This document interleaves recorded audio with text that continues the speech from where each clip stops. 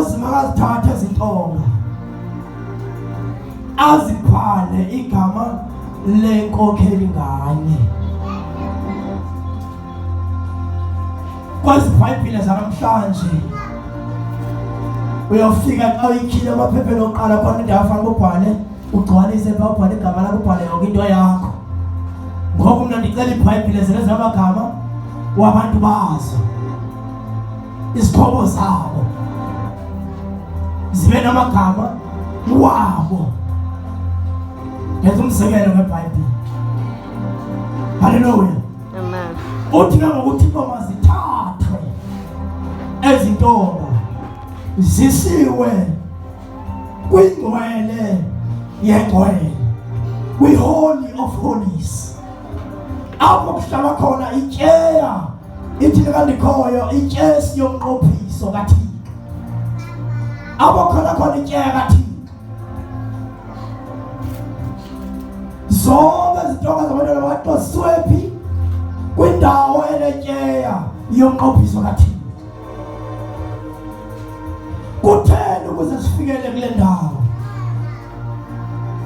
Njengokuthi wenza ileaders abaninzi, abaLevi baye balwa no-Aaron, bathi uThixo akathethanga ngo-Aaron noMoses kuphela, nakuthi uyathetha kuthi. Sekutheni ngoku uMoses no-Aaron bezenza ngathi uThixo uthethe kubo kuphela, nathi singababingeleli endlini kaThixo?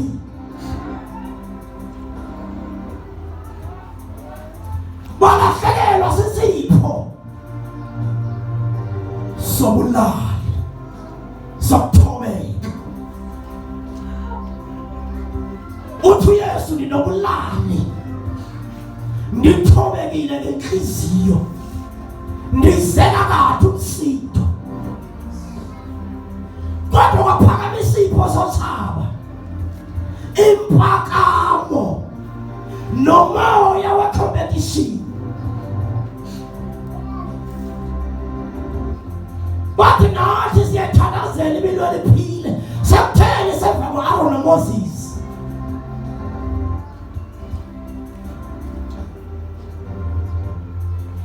Saya endlini kaThixo ngicela. Intonga yendoda endinyulileyo iyakutshula amagadi. Intonga yendoda endinyulileyo thini? Cela sithethe sonke.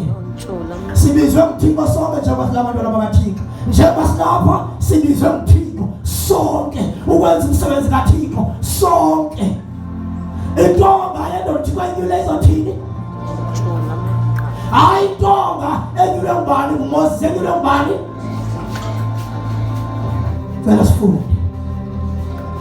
Ngaloo ndlela ke ndiyakuliphelisa uzengezenge lwezikhalazo zamaSirayeli ngakuwe.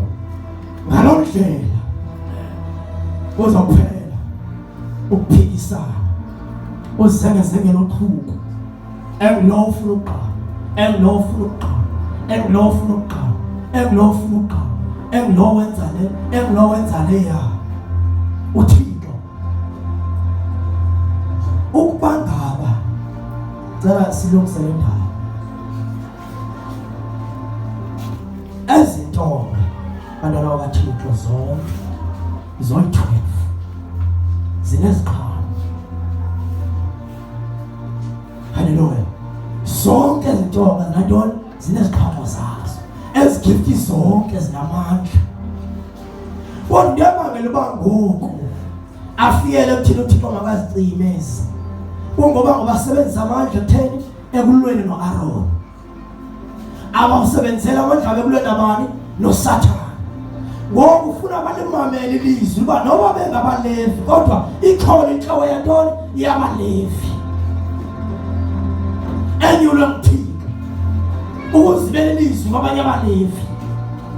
Kodwa xa ngabe u-Aaron ethemba bahambe bayoshumayela, kwenzeka imiqondiso no-Aaron akazange yenze, kodwa ngoba basebenzisa amandla kaThixo kakubi, uThixo wawasusa igunya phezu kwentonga zabo.